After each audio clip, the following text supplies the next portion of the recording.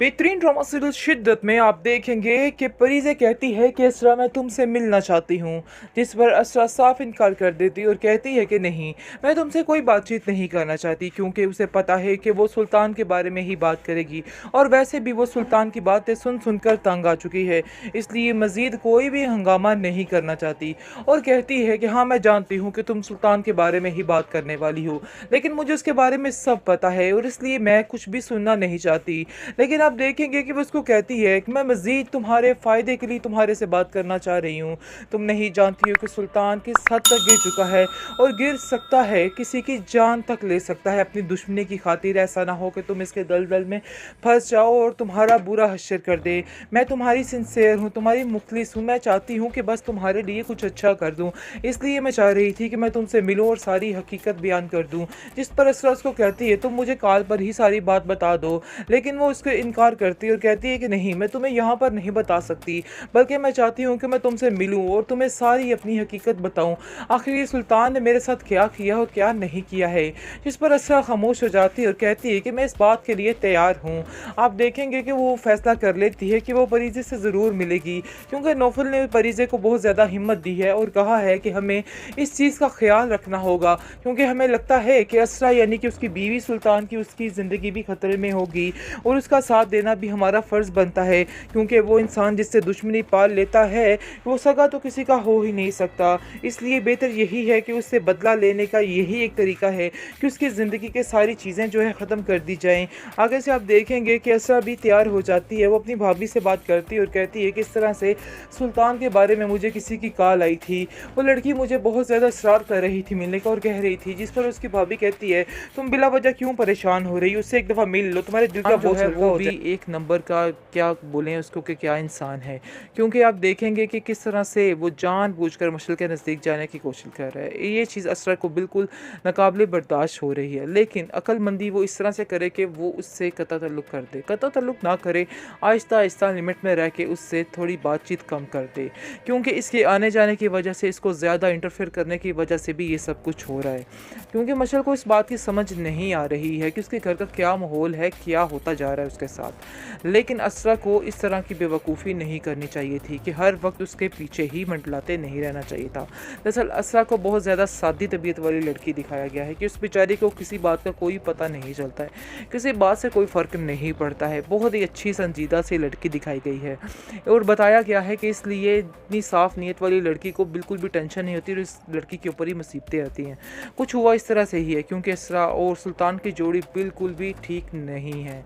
सुल्तान जो है जानबूझकर ये सब कुछ कह रहा है। असल में वो जब का उसने ये बातें सुनी हैं, मशल और इसके दरमियान जो गुफ्तगू हो रही थी, इस बात को उसने दिल पर ले लिया है और दिल पर लेने की वजह से ये सब कुछ कर रहा है और चाहता है कि बस अब ये काम जो है वो ख़त्म हो जाए, क्योंकि वो इस चीज़ से बेहद परेशान हो चुका है और सोच रहा है कि बस अब इस लड़की को भी इसकी ज़िंदगी से निकालना होगा। साफ साफ तो वो कहने से रहा, लेकिन इसलिए इसके यानी कि इस तरह की चीज़ों के लिए इस तरह के हथकंडे जो है वो अपना रहा है। खैर आप देखेंगे किस तरह कहती है कि अगर आपको मसला है मशल से तो मैं उसको छोड़ देती हूँ, उससे बिल्कुल बातचीत नहीं करूँगी। लेकिन वो कहता है कि मैंने तुम्हें कब कहा, बल्कि मैं तो तुम्हें ये कहना चाहता था कि उसके साथ बातचीत ज़्यादा बढ़ाओ, क्योंकि अगर तुम मुझसे ऐसी हो जाओगी फिर हो सकता है तुम्हारे अंदर भी कोई खूबी, कोई तब्दीली आ जाए, लेकिन मुझे नहीं लगता कि तुम्हारे अंदर कोई भी खूबी, कोई तब्दीली आ सकती है। तुम जैसी हो वैसी ही रहने वाली हो। असरा इन सब चीज़ों को सुनकर और ज़्यादा बेचैन और ज़्यादा परेशान होने लग जाती है कि आखिर मैं जो मर्ज़ी कर लूँ, इधर कोई किसी की यानी कि कोई नेकी नहीं है मेरी, मुझे ऐसे ही जलील किया जा रहा है। बेहतरीन ड्रामा सीरियल शिद्दत में आप देखे हैं जी क्या हो रहा है, आखिर ये क्या चक्कर बन गया, कैसे इन्होंने मशाल जैसी इतनी अच्छी लड़की को किस तरह से जलील करने का प्लान कर लिया है। यानी कि ये सब कुछ दिखाने की कोशिश की जा रही है कि आखिर मिसाल भी ठीक लड़की नहीं है, लेकिन ऐसा बिल्कुल भी नहीं है। वो सिर्फ़ और सिर्फ असरा की खातिर ये सारी बातों को कंट्रोल कर रही है, क्योंकि उसे हर बार गुस्सा आया है जब जब सुल्तान ने असरा को जलील किया है और सबके सामने उससे बदतमीज़ी करने की कोशिश की है और उसने इस बात का खरा जवाब दिया है। लेकिन अब जाकर असरा को इस चीज़ का अंदाज़ा भी हो रहा है कि काफ़ी ज़्यादा चीज़ें ठीक हो रही थी, लेकिन इसकी वजह से काफ़ी ज़्यादा चीज़ें फिर से ख़राब हो रही हैं, क्योंकि उसको बिल्कुल ही वक्त नहीं मिलता है और इतनी वो मसरूफ़ हो चुकी है मशल में, दिन रात वो उसको इसके साथ ही रहती है, जिसकी वजह से वो काफ़ी परेशान हो चुकी है और ये चीज़ वो सोच रही है कि काफ़ी ज़्यादा दूर करेगी उसको सुल्तान से। इस बात की टेंशन ने भी इसको काफ़ी परेशान परेशान किया है। इसको और कुछ नहीं सूझता तो वो जाती है अपनी माँ के घर और वहाँ जाकर कहती है अपनी भाभी से कि भाभी मुझे ऐसा लग रहा है कि जैसे इसकी वजह से भी काफ़ी ज़्यादा मसले क्रिएट हो रहे हैं और काफ़ी ज़्यादा हमारे घर में यानी कि तंग हो रहे हैं। मुझे मेरी सास ने भी कहा है, क्योंकि तलत भी इसको समझाती है कि बेटा अपने घर को बचाने के लिए थोड़ा-सा सुल्तान पे ध्यान देना होगा, क्योंकि उसे अक्सर इस बात की शिकायत रहती है कि तुम उस पर ध्यान नहीं देती हो। ऐसा हरगिज़ ना करना, अपने घर को अपने हाथों से खुद बर्बाद करने पे क्यों तुली हुई हो? तुम्हें इस लड़की से जान छुड़ानी होगी। रखो ठीक है, लेकिन मैं तुम्हें ये नहीं कहती कि इस मशल से अपनी जान छुड़वा लो। मैं बस तुमसे यही कहना चाहती हूँ कि तुम्हें मशल के साथ एक तरीके के साथ वक़्त गुज़ारना है। क्योंकि जिस तरह तुम उसके ऊपर इतना निछावर हो जाओगी तो फिर हर चीज़ से दूर होकर रह जाओगी, हर चीज़ से कट कर रह जाओगी। वैसे मैं तुमसे जानती हूँ कि तुम पर कभी मैंने किसी चीज़ का बोझ नहीं डाला है, लेकिन ख़ैर सुल्तान का ही इतना बोझ है, किसी और के बोझ की क्या ज़रूरत है उसको, और किसी की बात सुनने की उसमें हिम्मत ही कहाँ रहती होगी। क्योंकि सुल्तान जो है वो भी एक नंबर का, क्या बोलें उसको, कि क्या इंसान है। क्योंकि आप देखेंगे कि किस तरह से वो जानबूझकर मशअल के नज़दीक जाने की कोशिश कर रहा है। ये चीज़ असरा को बिल्कुल नाकाबिले बर्दाश्त हो रही है, लेकिन अक्लमंदी वो इस तरह से करे कि वो उससे कता ताल्लुक़ कर दे। कता ताल्लुक़ ना करे, आहिस्ता-आहिस्ता लिमिट में रह के उससे थोड़ी बातचीत कम कर दे। क्योंकि इसके आने जाने की वजह से, इसको ज़्यादा इंटरफेयर करने की वजह से भी ये सब कुछ हो रहा है।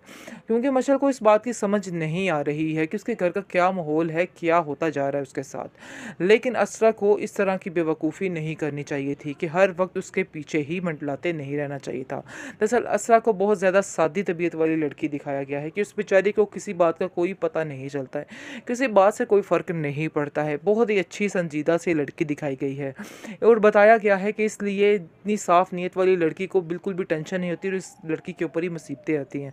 कुछ हुआ इस तरह से ही है, क्योंकि इसरा और सुल्तान की जोड़ी बिल्कुल भी ठीक नहीं है। सुल्तान जो है जानबूझकर ये सब कुछ कह रहा है। असल में वो जब का उसने ये बातें सुनी हैं, मशअल और इसके दरमियान जो गुफ्तगू हो रही थी, इस बात को उसने दिल पर ले लिया है और दिल पर लेने की वजह से ये सब कुछ कर रहा है और चाहता है कि बस अब ये काम जो है वो ख़त्म हो जाए। क्योंकि वो इस चीज़ से बेहद परेशान हो चुका है और सोच रहा है कि बस अब इस लड़की को भी इसकी ज़िंदगी से निकालना होगा। साफ साफ तो वो कहने से रहा, लेकिन इसलिए इसके यानी कि इस तरह की चीज़ों के लिए इस तरह के हथकंडे जो है वो अपना रहा है। खैर आप देखेंगे किस तरह कहती है कि अगर आपको मसला है मशअल से तो मैं इसको छोड़ देती हूँ, उससे बिल्कुल बातचीत नहीं करूँगी। लेकिन वो कहता है कि मैंने तुम्हें कब कहा, बल्कि मैं तो तुम्हें ये कहना चाहता था कि उसके साथ बातचीत ज़्यादा बढ़ाओ, क्योंकि अगर तुम मुझसे ऐसी हो जाओगी फिर हो सकता है तुम्हारे अंदर भी कोई खूबी, कोई तब्दीली आ जाए। लेकिन मुझे नहीं लगता कि तुम्हारे अंदर कोई भी खूबी, कोई तब्दीली आ सकती है। तुम जैसी हो वैसी ही रहने वाली हो। असरा इन सब चीज़ों को सुनकर और ज़्यादा बेचैन और ज़्यादा परेशान होने लग जाती है कि आखिर मैं जो मर्ज़ी कर लूँ, इधर कोई किसी की यानी कि कोई नेकी नहीं है मेरी, मुझे ऐसे ही ज़लील किया जा रहा है।